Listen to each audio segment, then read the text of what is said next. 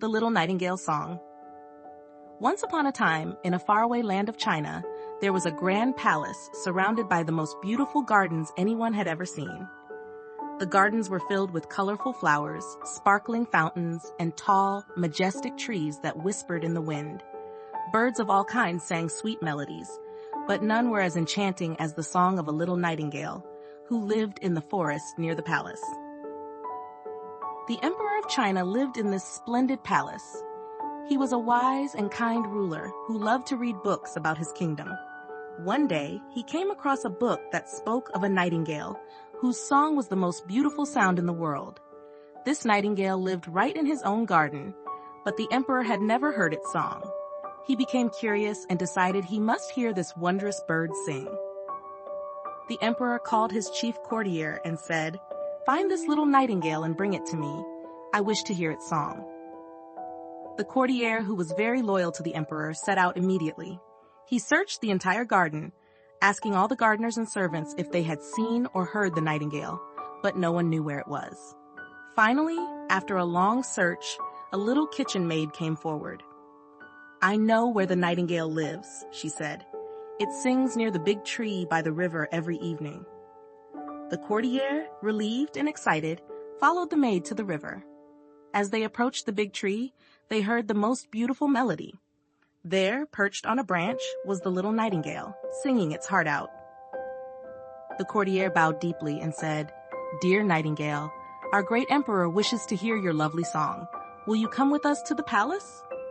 The nightingale, happy to be of service, agreed and flew back to the palace with them. That night, the grand hall of the palace was filled with courtiers, nobles, and the emperor himself, all eager to hear the nightingale sing. When the little bird began its song, the hall fell silent. Its song was so sweet and pure that it brought tears to the emperor's eyes. "You must stay with me in the palace," the emperor declared. "Your song is too beautiful for the world to miss." The nightingale agreed to stay, and the emperor kept it in a golden cage. Every day, the emperor would listen to the nightingale's song, and every day, the little bird sang its heart out.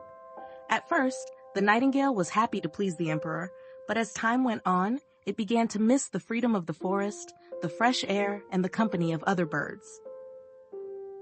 The emperor, unaware of the nightingale's sadness, continued to enjoy its song. One day, a gift arrived at the palace. It was a mechanical bird, covered in jewels and gold. This bird could sing too, but its song was not as sweet as the nightingale's. The emperor was fascinated by the shiny bird and listened to it day and night, winding it up again and again. He became so enchanted with the mechanical bird that he forgot all about the real nightingale. The real nightingale felt lonely and sad. One night when everyone was asleep, it decided to escape. It flew out of its golden cage and returned to the forest. The next morning, when the emperor went to listen to the nightingale, he was shocked to find the cage empty. He felt a pang of sorrow, but soon turned his attention back to the mechanical bird.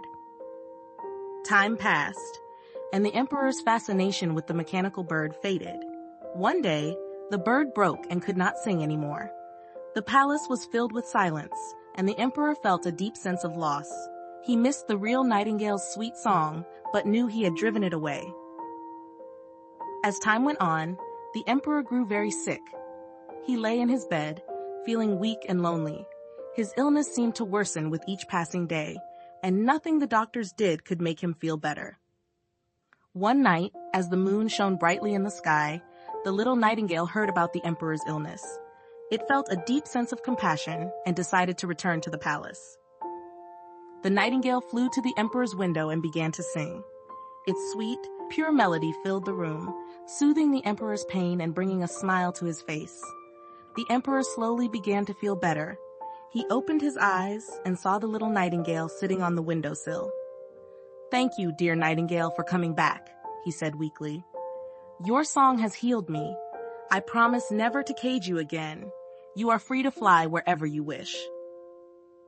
The nightingale was happy to hear this and flew back to the forest, but it often returned to the palace to sing for the emperor. The emperor always kept his window open so he could hear the nightingale's song anytime. The emperor learned an important lesson. he realized that true beauty and happiness come from freedom and being true to oneself. He also learned to appreciate and respect the natural world and the creatures that lived in it. From that day on, the emperor ruled his kingdom with even greater wisdom and kindness, always remembering the sweet song of the little nightingale that had taught him so much. Moral of the story. In this story, we learn that true happiness comes from freedom and being true to ourselves. The nightingale was happiest when it was free to sing in the garden. We also learn that real beauty and joy come from the heart, just like the nightingale's song. When we appreciate and respect each other's true nature, we can all be happier and more content.